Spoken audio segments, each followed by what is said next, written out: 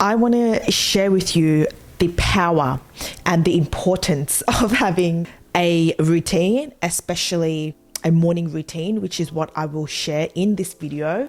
I will also share with you what I do, the activities that consist of making up my morning routine with you, and why I do what I do. And more importantly, let you know the importance and how it's helped me in terms of having better focus, more energy, better for my mental well-being. And I'm sure that this is why you clicked onto this video. So many people share their morning routines on YouTube, and it's the 5 a.m. club, or doing these affirmations, or having this long list of things to do that makes up their morning routine. I just want to share that each to their own. When it comes to morning routines, it looks different for everyone. And just because someone does it this way doesn't mean that it's the right way for you. It's all really individualized, and it's just what really works for you. By me sharing my morning routine with you all is for you to get some inspiration, and maybe this is something that you could implement. And if it doesn't work for you, and if it doesn't make you feel energized or productive or have better focus throughout the day, then don't do it.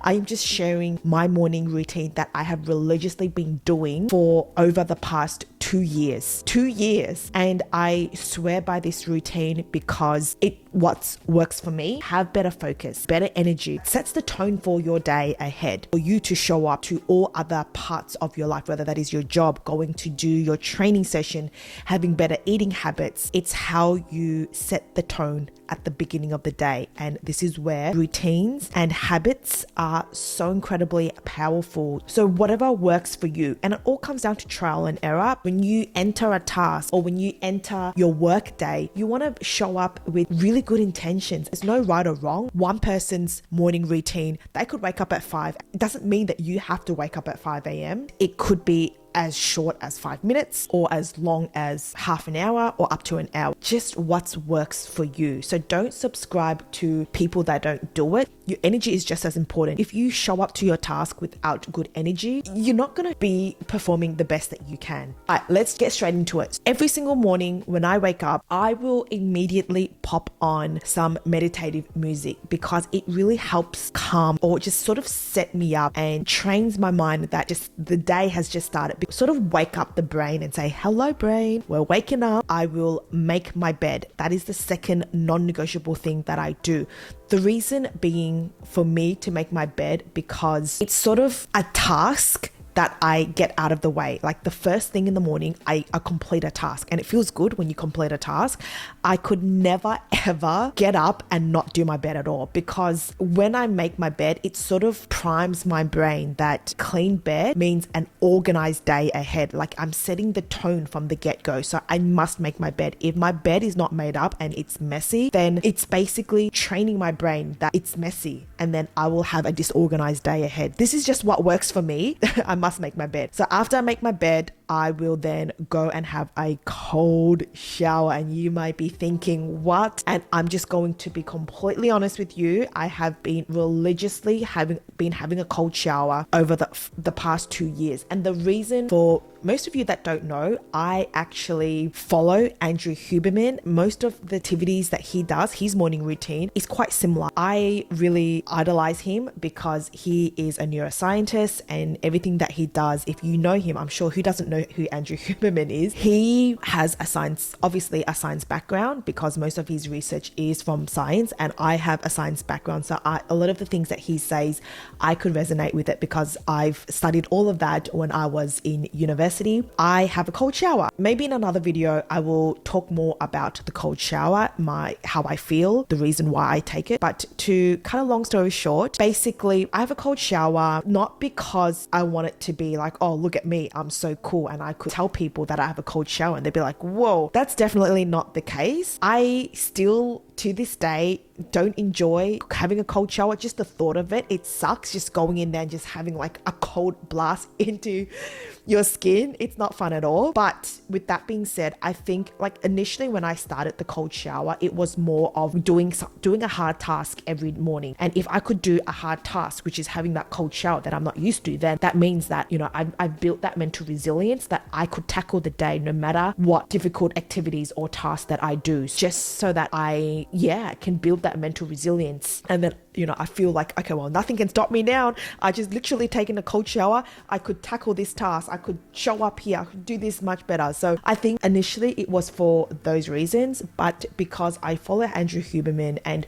what he talks about when it comes to cold shower is the after effects, and that is purely right now what I do it for. When you have a cold shower, basically your body will produce heat to cool your body down, and because of that heat production, you raise your dopamine levels, and that dopamine levels will raise for up to 4 hours after having that cold shower. And I want that dopamine levels to raise in the first 4 hours, and I really truly feel that effect. Like I could produce much better work, much focused work, which is what I'm going to get to in a little bit. So I do the cold showers just so that I could have that elevated dopamine for a good 3-4 hours, so that I could have better focus, better mental clarity. Was the reason why I take a cold shower. And again, it sucks. I'm not here to say to you to do it. Everyone's got their way to wake them up, but it's just what's been working for me, and I do it for those reasons. After the cold shower, I will have a tall glass of water, and it's so important. Obviously for me, I am a woman's online health and fitness coach. I practice what I preach, and I try to find ways to really optimize my health. When you optimize your health, you just show up to everything so much better. Not just having the energy to produce quality work, feel better. I want to make sure that it's not just for my physical health, but for my mental well-being, which is the most important thing, because I'm a huge advocate for mental well-being, mental health. Because when you are asleep for the 7-8 hours that you're in bed, your brain's still working. Look after your brain, and you want to stay hydrated. Your brain's working throughout the night. Hydrate it with water. After the cold shower, I'll get to my desk. I journal. I journal every single morning. In the past, like I would miss days here and there, but I've made it a non-negotiable for me to journal every single morning as I get up. You might be thinking, are you writing heaps of pages? It doesn't have to be heaps of pages. Sometimes I take literally 2 minutes, 5 minutes, sometimes 10 minutes. I don't think I've ever had a time where I've gone for like over 10 minutes. It helps me, and I'm not here to tell you to journal. I highly suggest it because there's so many great benefits to journaling. It helps me sort of set the tone for the day. I think I've come to appreciate journaling more, because when I journal, it's not just about me journaling my day. It really is about me showing gratitude to myself and just being so grateful for the day ahead. I managed to get such a good quality night's sleep, and even days that I don't have good quality sleep, I'm still grateful to have the day. It gives me so many opportunities to do the work, to try, just being grateful for being here, for living, for breathing, because there's so many people out there that are struggling, but I'm just so grateful to chase opportunities. And you know, just the simple things. And like even like me talking about it, I think I don't force myself. I think I've gone to a point where I would just naturally write, because I've been journaling for a very long time, more than 3 years, and it hasn't been consistent, but I would say in the last couple of years it's been very consistent, and every morning it's to a point where I've made it a non-negotiable. Me practicing gratitude, and even if I've had like a shit day the day before, I will also journal, and I will also see the learning lessons from it, and always be my biggest cheerleader. We all go through emotions. I certainly go through emotions. Not every day is going to be like roses and sunshine. Like no, like I have a lot of moments where I feel very down. People don't see that here on my YouTube platform, because they see some strong woman, you know, lifting heavy weights, but I do have my moments. I have self-doubt. I experience all those negative human emotions. I cry. I have mental breakdowns. I have all of that, but we're human and it's okay. I feel a lot as well. I personally believe that I'm able to cope through my emotions much better, all because I've journaled it out. And when I write the things that I've experienced, I always talk as if I'm talking to my best friend. Honestly, I believe that this has built a better relationship with myself. I talk to myself with so much grace. I write it out. Like, I've experienced this kind of self-doubt. But on the other hand, you're holding space for these strong emotions. You're pushing through this difficult time. And that in itself is so much strength within you. You're so patient, caring, kind. And these are the things that I literally write down. I think the more that you write that down, and you are creating that relationship with yourself. And that's just so powerful. When you write these things, you're learning and growing as you go. You just see things from a different perspective. Another thing is, like, you build so much more self-awareness. So I am a big believer of journaling for those reasons. I have clients where they journal once a week, or probably journal at the end of the night, just to be grateful for their day. There's no right or wrong. All I'm just saying is that this is part of my morning routine because it helps me feel good about myself so that I could show up better. After my journaling has been done, that is basically my morning routine. And then I will do a bout of focused work. So I have the cold shower so that I could do that bout of focused work, which I set a timer. It goes off for 2 hours, and then I just am dedicated to the work that I do. It is either creating as an online coach. I run my own business. It's got its challenges. That is a dedicated time where I create content. I do a lot of writing. I come up with ideas. I either script for a video that I'm doing for you guys here, or I will look into how else I could add more content to the service that I provide for my clients. Every single morning, I have those 2 hours of focused work. And usually around that time, it is still quite dark. The next thing that I would do after the bout of work is that I will get my morning light view as a non-negotiable. That is another non-negotiable. So basically, after my journaling, I will do a 2 hour. Sometimes it's an hour and a half. Like 2 hours is sort of the standard. After that 1.5 hours or 2 hours of focused work, it's not the best because I still do get distracted when I go onto Google and search something else, but I'm learning to get better at